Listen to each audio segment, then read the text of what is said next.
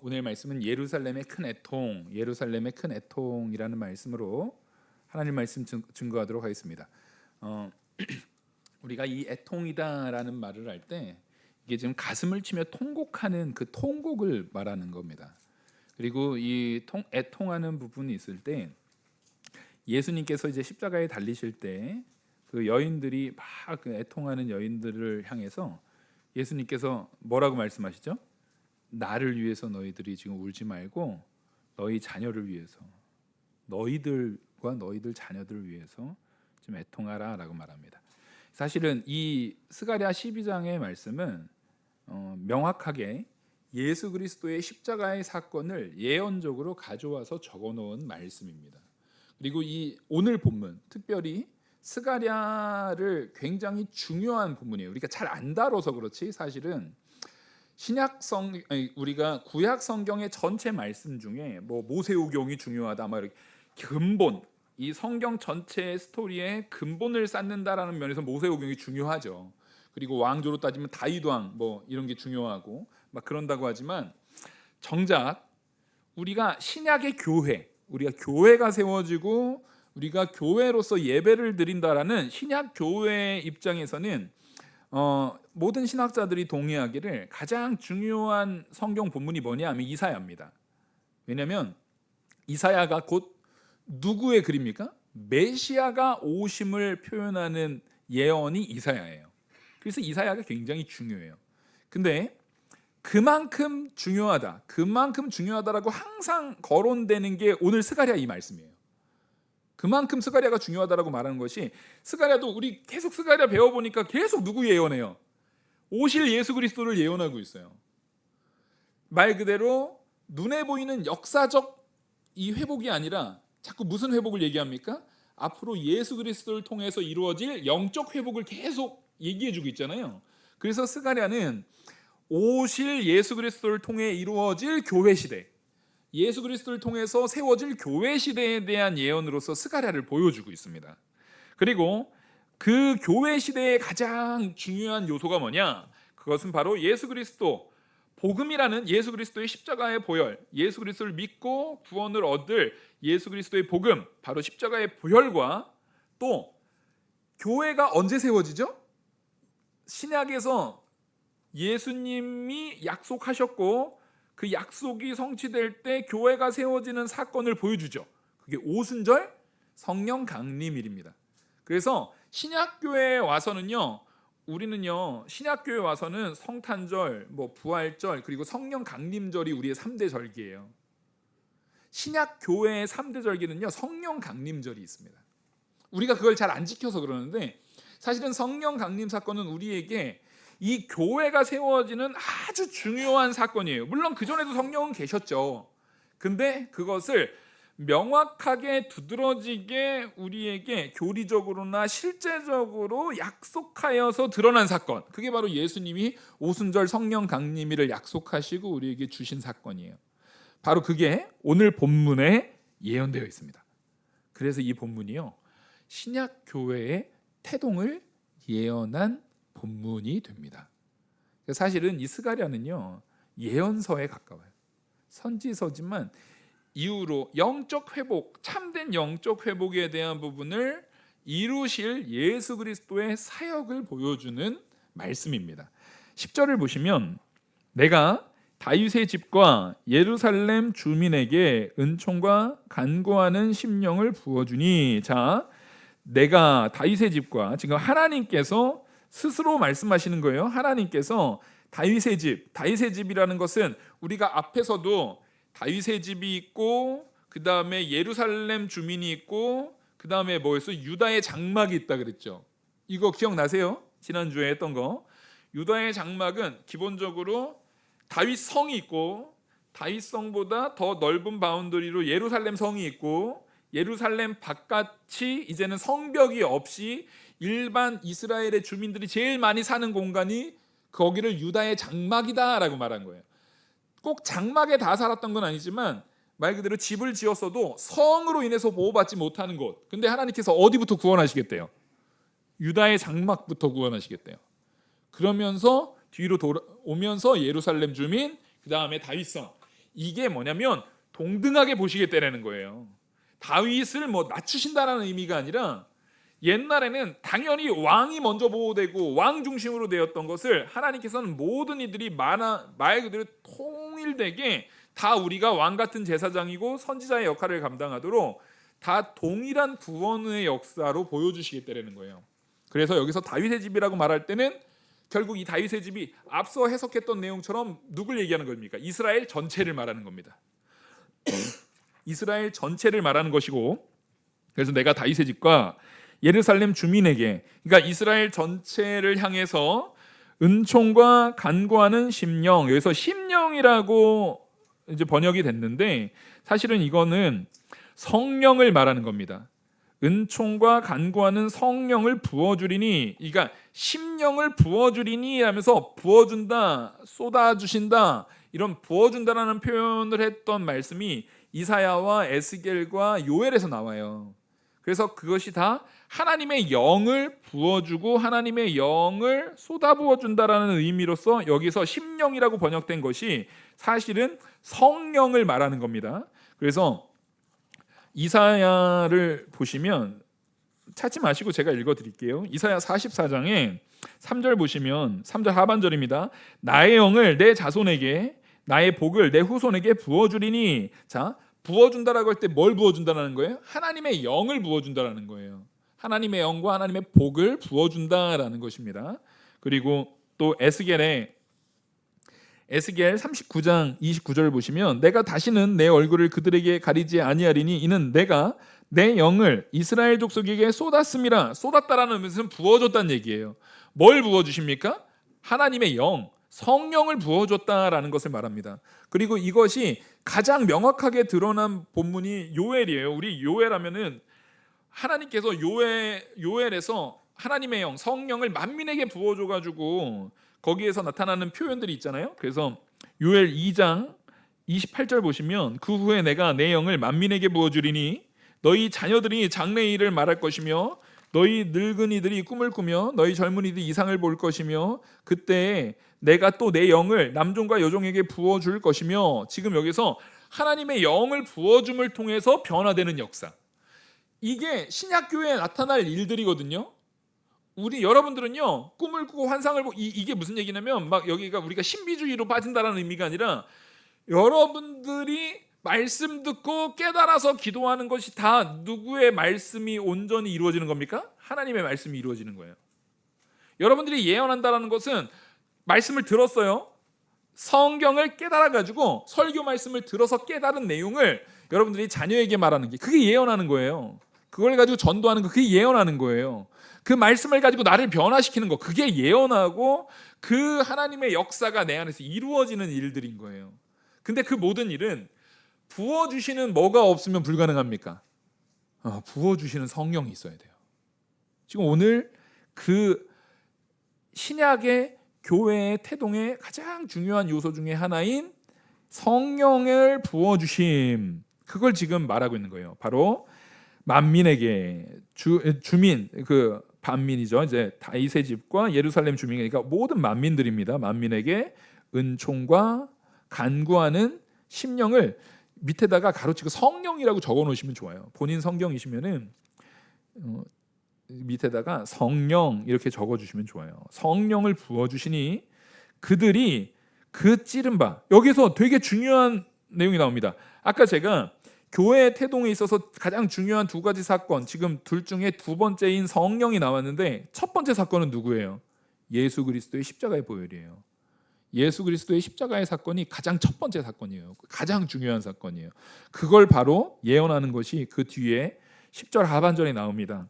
그들이 그 찌른 바, 그래서 그 찔렀다, 찌른 바가 지금 누굴 상징하는 겁니까? 예수 그리스도께서 십자가에 죽으신, 예수 그리스도께서 십자가에 죽으신 그 메시아의 죽음에 대한 부분을 하나님을 찌른 일로 지금 설명하고 있는 거예요. 왜 그러냐면 찌른 바 한 다음에 보통 성경 이제 가지고 계신 성경 중에 좀 좋은 성경들은요 거기 숫자 1이 적혀 있을 거예요. 그죠? 이런 거는 좀 알아두시면 그 숫자 1은 반드시 밑에 보면은 그 1에 대한 내용이 다른 번역으로도 되어지는 것을 항상 적어놓고 있습니다. 그 숫자 1 그 밑에 보시면 뭐라고 적혀 있어요? 히브리어, 히라는 것은 히브리어란 얘기입니다. 히브리어로 뭐라고 적혀 있다고요? 나를, 어떤 역본에는 그를 이라고 돼 있는 거예요. 그렇죠? 이것은 나로 번역해도 되고 그로 번역해도 된다는 얘기예요. 무슨 얘기냐면 사람의 편에서는 하나님이 찔리신 거니까 그를이에요. 하나님의 편에서는 하나님이 찔리신 거니까 나를이에요. 근데 이 찔리신 분이 누군데요? 지금 말하는 화자는 하나님이에요. 근데 이거를 나를이라고 해석을 해도 나를이라고 번역을 해도 이상할 게 없는 게 여기에서는 지금 이걸 말하고 계시는 분이 하나님이시기 때문에 하나님을 그를 바라보며 라고 지금 일반적으로 성경에 적어 놓은 건데 여기에서 이게 진짜 중요한 의미예요. 나를이라고도 해석될 수 있는 것이 뭐냐면 예수님을 누구라고 보는 겁니까? 하나님이라고 보는 거예요. 예수님이 하나님이신 거예요. 예수님과 하나님은 분리되는 게 아니에요. 내 죄를 위해서 십자가에 못 박혀 죽으신 그 하나님이 바로 누구다라는 걸 말하는 겁니까? 그 예수님이 바로 하나님이다라는 걸 말하고 있는 거예요. 그래서 그를이 바로 나를 바라보고, 그러니까 지금 이거를 나를이라고 보면은 너희들이 나를 십자가에 못 박여서 찌르고, 자 원래는 보통 십자가 형벌이 있으면은요 창으로 찌르지 않아요. 일반적인 십자가 형벌은 성경에 보시면 예수님의 그 다리뼈를 꺾지 않았다라는 표현이 나옵니다. 그렇죠? 꺾지 않았다라는 표현이 나와요. 성경을 좀 읽어보세요. 꺾지 않았다는 표현이 나와요. 원래는 어떻게 되냐면 제가 우리 새벽 특세 때 십자가 아래 해가지고 우리 특세 때 제가 그 자세하게 말씀드렸는데 십자가 형벌을 당해요. 그러면 십자가 형벌의 사인이 뭐라고 했습니까? 과다출혈? 그런 거 아니에요. 호흡곤란으로 죽습니다. 이게 십자가에 달려 있어요. 여기 요 사이에 이제 뼈와 뼈 사이에 이렇게 걸른 거예요. 사각형 각이 진 못을 쇠못을 가지고 여기를 박습니다. 여기를 박아요. 그러면 달려 있는 거예요. 매달려 있는 거예요, 이게. 그래서 손바닥 위에다가 찍으면 어떻게 돼요? 손바닥 위에다 박으면은요 살이 찢어져 가지고 떨어져요. 그래서 이 여기에는 우리 닭고기 먹어보시면 아시겠지만 뼈가 한 개예요, 두 개예요, 여기는. 모든 여기 상박과 하박 중에 여기는 두 개입니다. 이 두 개에다가 사이에다가 못을 박아가지고 거는 거예요. 이 걸지 않으면 반드시 떨어지게 돼 있어요. 그래서 그렇게 달려 있습니다. 그러니까 이 다리도 못으로 박혀 있고, 근데 이게 당연히 십자가에 달려서 피가 빠지고 힘이 빠지면 몸이 당연히 어떻게 돼요? 처지죠. 처지면 숨을 못 쉽니다. 그래서 숨을 쉬려고 몸을 올리는 거예요. 올리면 뭐가 갈려요? 이게 각진 못이라니까요. 뼈가 갈려요. 뼈가 갈리는 고통에서도 숨을 쉬려고 이렇게 올리는 겁니다. 이게 옛날에 천주교회 그 의학 박사들 수백 명이 모여가지고 예수님의 사인에 대한 부분을 직접적으로 연구하고 추정해서 논문으로 낸 내용이에요. 그래서 제가 신학교 때 이거 논문을 본 적이 있거든요. 논문으로 낸 내용이에요, 이게. 그러니까 그렇게 해서 직접적 사인은 의사들의 소견상 호흡곤란으로, 나중에는 힘이 빠져서 몸을 올리지 못하니까 죽는 거예요. 그래서 다리를 꺾는다라는 건 긍휼의 행동입니다. 긍휼. 왜냐하면 이 상태면은 계속 그 고통을 계속 해야 되잖아요. 실제 기록상 십자가에 못 박혀가지고 제일 오래 살아남은 사람 중에 7일까지 살아남은 사람이 있어요. 그럼 그 고통이 아니에요. 너무 극심한 고통이에요. 그래서 십자가 형벌이 가장 잔인하고 무서운 형벌 중에 하나예요. 7일을 피가 마르면서 계속 이러면서 고통받은 거예요. 그래서 당시에 십자가 형벌을 받으면은 그 고통이 너무 심하기 때문에 사람들이 긍휼을 베푸는 하나의 일환으로 그 창이나 이 쇠몽둥이 같은 걸로 밑에 다리가 받치고 있어야 되잖아요. 다리가 받치고 있어야 이렇게 몸을 들잖아요. 다리를 분질러 버립니다. 이 정강이 있는 데를요, 정강이 뼈를 분질러 버려요. 그러면 몸을 올릴 수 있어요, 없어요? 못 올려. 그러면 죽는 거예요, 그냥. 근데 예수님은 다리를 꺾었대요, 안 꺾었대요? 꺾지 않았어요. 그래서 끝까지 꺾지 않으셔서 긍휼의 일환으로서 사실은 허리에 창을 찌른 거예요. 그래서 물과 피를 쏟으시고, 근데 이미 하나님께서 죽으신 이후에 모든 고통 다 당하신 거예요. 그러니까 지금 그 내용을 담고 있는 거거든요.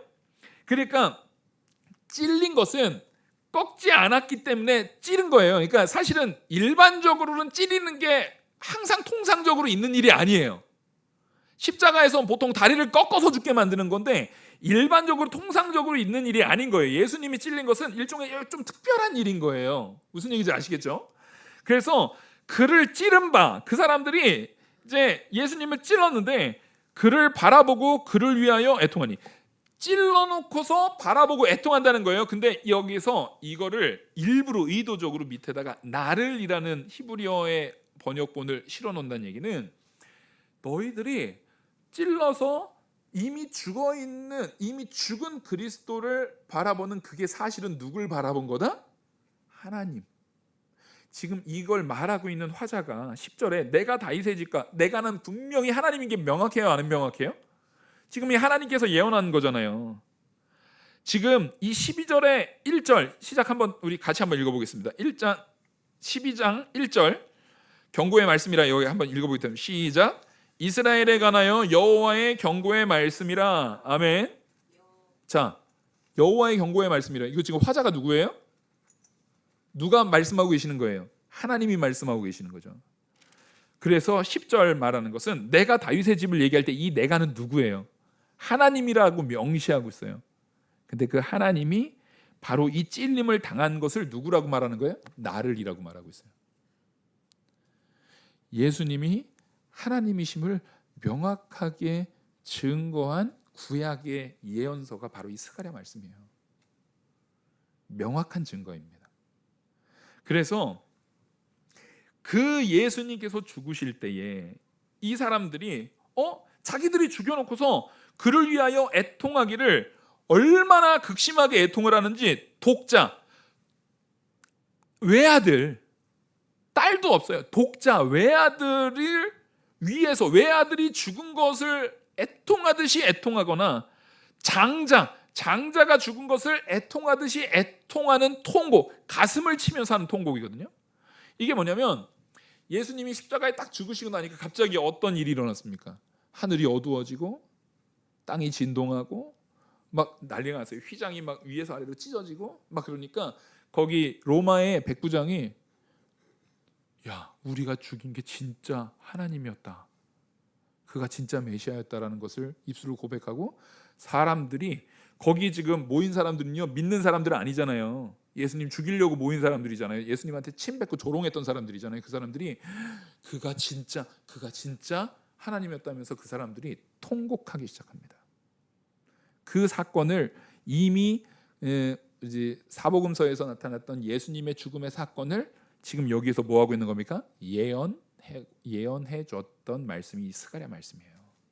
그래서 그들이 예수님의 죽으심이 바로 애통하는, 예수님의 죽으심이 내 독자가 죽은 것 같이 애통하고, 그러니까 이게 표현을 뭐라고 하면은, 우리나라 표현은, 우리나라는 누가 굉장히 슬프게 하면은 야, 나라 망했냐 이렇게 말하잖아요. 우리나라 정서로는, 우리나라는 전쟁 있고 막 그래서 그런지 너무 통곡하고 막 너무 서글프면 야, 나라 망했냐 이렇게 관용적으로 표현하는 것처럼, 이거 우리나라로 치면 나라 망했냐 이런 말인 거예요. 그들에게 있어서 가장 큰 통곡은 뭐예요? 독자 죽은 거, 장자 죽은 거.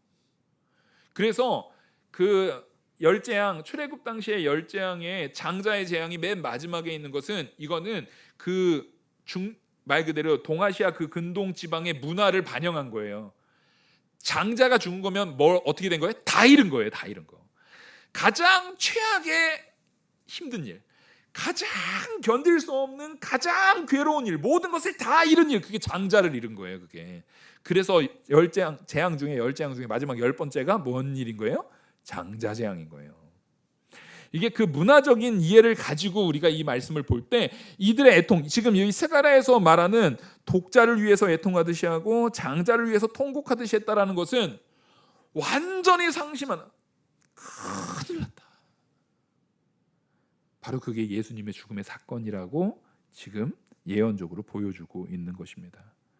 그래서 이 스가랴서 12장 10절에서 14절 말씀이요, 신약 교회의 태동에 대한 가장 중요한 본문으로서 대두되고 있는 말씀인 거예요.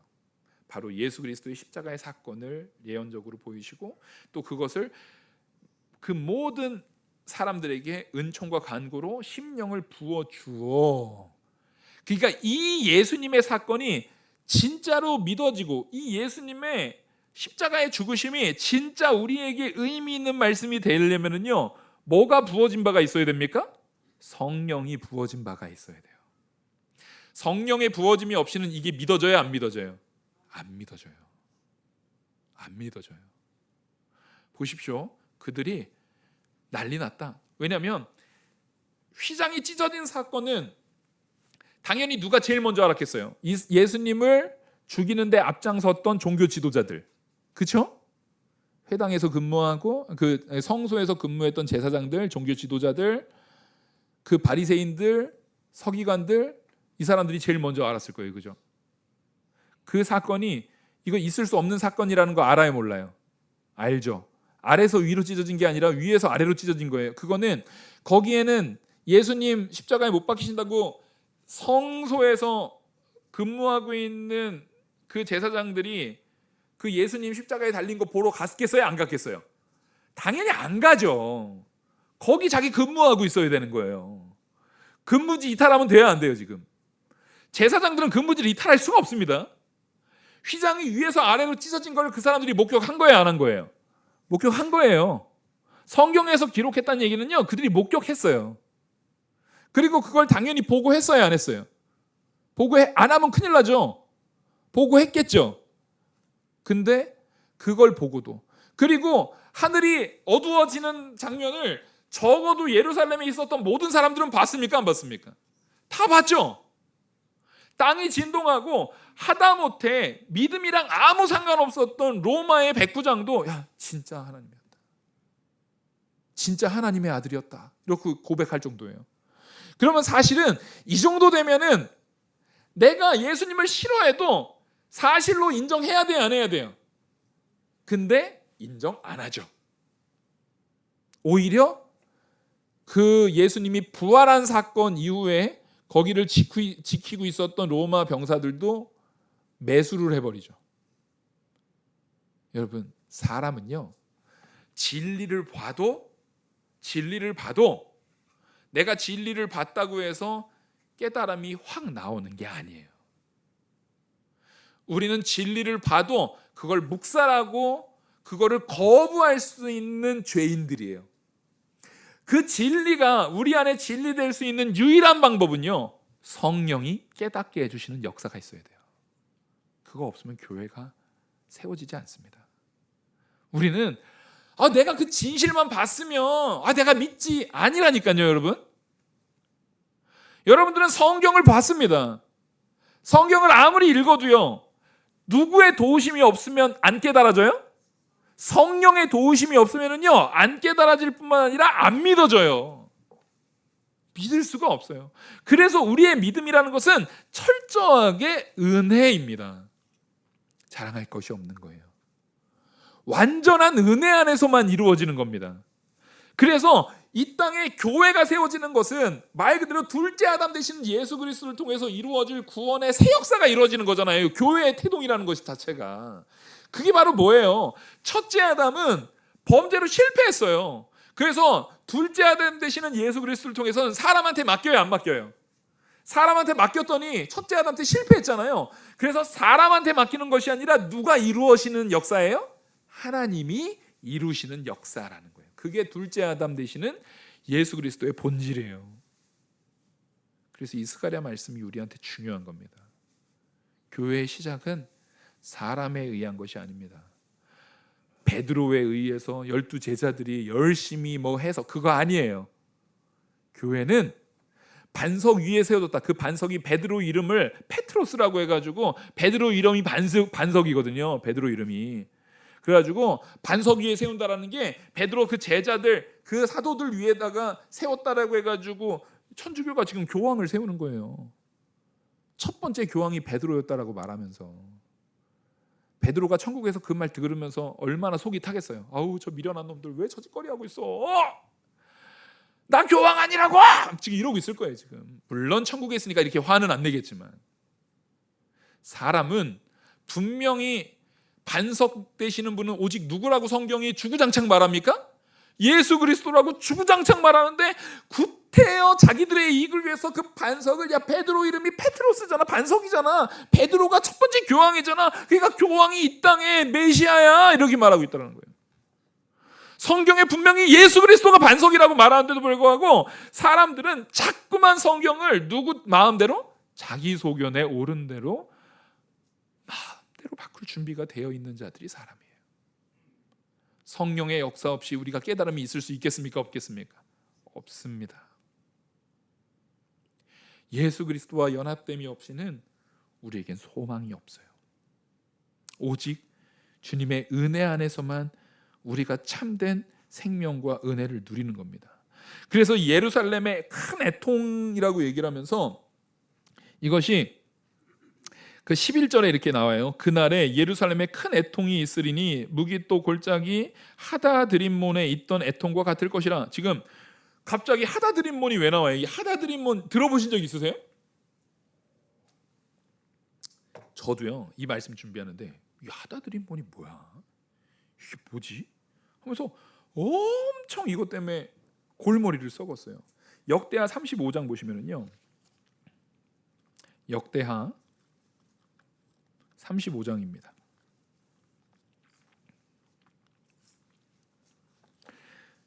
역대하 35장 20절 제가 봉독해 드리겠습니다. 이 요시야가 죽은 사건이거든요. 이 모든 일 후에 요시야가 성전을 정돈하기 위하여 마친 후 애굽 왕 느고가 유브라데 강가에 갈그미스를 치러 올라갔으므로 요시야가 나가서 방비하였더니 느고가 요시야에게 사신을 보내어 이르되, 유다 왕이여, 내가 그대와 무슨 관계가 있느냐? 내가 오늘 그대를 치려는 것이 아니요 나와 더불어 싸우는 족속을 치려는 것이라. 하나님이 나에게 명령하사 속히 하라 하셨은즉 하나님이 나와 함께 계시니 그대는 하나님을 거스르지 말라. 그대를 멸하실까 하노라. 하나 요시야가 몸을 돌이켜 떠나기를 싫어하고 오히려 변장하고 그와 싸우고자 하여 하나님의 입에서 나온 느고의 말을 듣지 아니하고 무기또 골짜기에 이르러 싸울 때에 활 쏘는 자가 요시야 왕을 쏜지라. 왕이 그 신하들에게 이르되, 내가 중상을 입었으니 나를 도와 나가게 하라. 그 부하들이 그에게 병거에서 내리게 하고 그 버금 병거에 태워 예루살렘에 이른 후 그가 죽으니 그의 조상들의 묘실에 장사되니라. 온 유다와 예루살렘 사람이 요시야를 슬퍼하고 예레미야는 그를 위하여 애가를 지었으며 모든 노래하는 남자들과 여자들은 요시야를 슬피 노래하니 이스라엘의 규례가 되어 오늘까지 이르렀으며 그 가사는 애가 중에 기록되었더라. 지금 이 요시야가 죽었던 사건이 이스라엘에게 엄청난 큰 사건이고 노래까지 해서 이거는 이스라엘의 애가가 되어가지고요, 그 이후로도 계속 불려졌다는 얘기예요. 그러니까 이스라엘에게 있어서 큰 애통의 사건 하면 누구 사건인 거예요? 이 요시야 사건인 거예요. 그래서 요시야가 죽고 나서 요시야 아들 시드기야, 여호야김 그 자녀들 때에서 이스라엘은 어떻게 됩니까? 망합니다. 망해요. 그러니까 요시야가 어떤 사람이었냐면, 이스라엘의 역사 가운데 우리는 솔로몬이 대단한 것 같고 히스기야 막 대단한 것 같잖아요. 아니에요. 요시야가 훨씬 중요한 인물이에요. 근데 요시야가 하나님 뜻대로 분명히 가지 말았어야 돼요. 근데 하나님 뜻대로 하지 않고 그래도 내 땅 지나가니까 내가 가서 간섭하겠다고 갔다가 죽어요. 요시야가 살아있음을 통해서, 요시야를 통해서 했던 게 하나님이 이스라엘의 개혁을 이루려고 하는데, 이스라엘의 개혁은 따라하겠습니다. 순종하는 자를 통해서 이루어진다. 근데 요시야는 순종했어요, 안 했어요? 순종을 안 해요. 요시야는 정말 개혁적인 왕이었거든요. 정말 이스라엘의 다른 역사가 보여줄 수 있는 거였던 거예요. 근데 요시야가 순종하지 않음을 통해서 그 역사는 실패가 됩니다. 결국 뭐냐면 참된 순종만이 뭘 구원해요? 이스라엘을 구원해요. 근데 그 참된 순종을 보이신 이가 누구십니까? 예수님이에요. 그 참 순종을 보이신 이가 예수님이에요. 그 참 순종을 통해서 우리는 새 생명을 얻어요. 그래서 이스라엘의 가장 안타까운 사건, 안타까운 애곡, 모든 사람들이 다 애통, 애가 하면은 머릿속에 있는 게 요시야 죽은 사건, 바로 그걸 지금 상징적으로 보여주는 거예요. 그래서 무기또 골짜기, 우리가 아까 읽었던, 제가 이거를 왜 못 찾았냐면 아니 그 사건에서도 무기또 골짜기라고 나오지 하다드림몬이라고 안 나오거든요. 이 하다드림몬이 바로 무기또 골짜기에서 요시야가 죽은 장소예요. 그걸 스가랴에서 표현하고 있는 거예요. 왜요? 예수님이 십자가에 죽으실, 예언된 예수님이 십자가에 죽으실 그 사건이 이스라엘 전체에서 가장 큰 애통으로 대명사되는, 애통하면 요시야 죽음이지 라고 대명사되는 그것보다 더 큰 애통이라는 거예요. 그거만큼 큰 애통이라는 거예요. 그러니까 예수님의 그 죽으심이, 예수님의 그 죽으심으로 나타나는 큰 애통, 이것은 이스라엘 전체의 애통이다라고 말하는 겁니다. 이 전체의 애통이라는 것은 믿는 자나 믿지 않는 자나 모든 이에게 적용되는 전체의 애통이다라고 말하는 겁니다. 그러니까 이 스가랴가 예언하고 있는 예언이요, 이게 보통 예언이 아니에요. 정말 의미가 있는 예언이에요. 그래서 12절부터 마지막 14절까지는 일부러 그 애통이 계속 온 땅 족속에 따라 애통하되 다윗의 족속에 따라고 그 아내들. 그러니까 지금 뭐냐면 당시에 계수를 할 때는 사람을 누구만 셌다고요? 남자만 셌어요. 근데 여기에서 애통에는요, 누구까지 다 포함시키고 있어요? 아내들까지 포함시켜요. 지금 다윗부터 해가지고 나단, 레위 족속, 시므이 다 얘기를 하지만 여기서 중요한 남은 모든 족속까지. 그러니까 지금 이스라엘 전체 족속, 남자들만 계수하는 게 아니라 여기선 의도적으로 그 아내들도, 여자들까지 다 포함시켜서 이 애통이라는 것은 어떤 애통이다? 이스라엘 전체의 애통이다. 이스라엘 전체의 가장 큰 애통이다. 그걸 말해주는 겁니다. 여러분, 예수님이 죽으신 사건이 우리에게는 가장 큰 애통의 사건이에요. 근데 또한 그 애통을 하나님께서 뭘로 바꿔요? 찬양으로 바꿉니다.